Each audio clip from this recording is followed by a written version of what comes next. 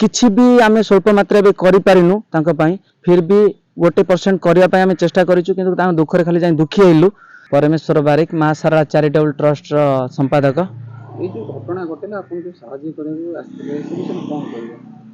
हाँ आमको जेतले प्रथम आमको जेतले आसिला कि मां साराला चैरिटेबल ट्रस्ट को जणाई दियाला कि एमिति गोटे हृदय विदारिला भली गोटे घटना घटी जाइछि राजनगर ब्लॉक बलरामपुर ग्राम रे। तो घर ताती जाइथिला गैस रो फाटिकी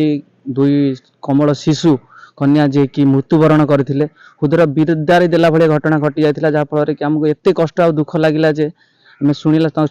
संगे संगे हमर सनातन ओझा भाई जे कि हमर ग्रुप रो भाइस प्रेसिडेंट अछंती तांको आमे पठेइथिलु। तो जाई सेठी किछि तांको दुखरे सम दुखी हे तांको जाई पचाइथिले कोन घटना तांको दुख रे भागी होइथिले हेला परे तापरे आमे जे हमर समस्त सदस्य आ सदस्य बंद मिसी की आमे कोन करि परिबो आ तांको पाखरे केमिति साहा सहयोग नै कि पहुँचिले से खुशी हे परिबे।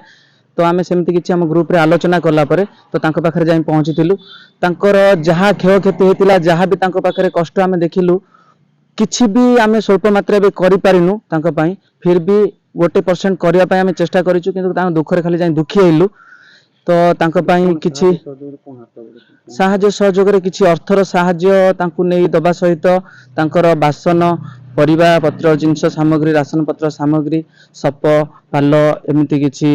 बही खाता तो नेकी तांको पाखरे पहुँचिथिलु तम ड्रेस कपड़ा पत्र नेकी पहुँचिथिलु जहा फल रे तांको एतिकी तो समवेदना समासूचना देकी आसीचु आमे जो 30 जण मेंबर जाइथिलु भाई ओ भौणी मिसिकी ते समवेदना वेदना देकी आसीचु जे कि प्रत्येक मुहूर्त रे प्रत्येक टाइम रे जदी से हमको हमर सेवा कार्य रो लोडा पड़ंती कहंती कि हां आमे तुम हमर पुआ आ झियो प्रत्येक टाइम रे हमको लोडंती आमे तांको पाखरे निश्चय जाई पहुँचबु ये आश्वासन देकी भी आसीचु।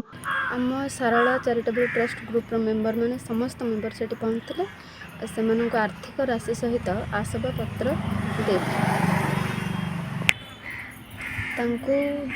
जिते जहाँ भी देले तांको दुख हिसाब रे कम तो एतिकी सरकार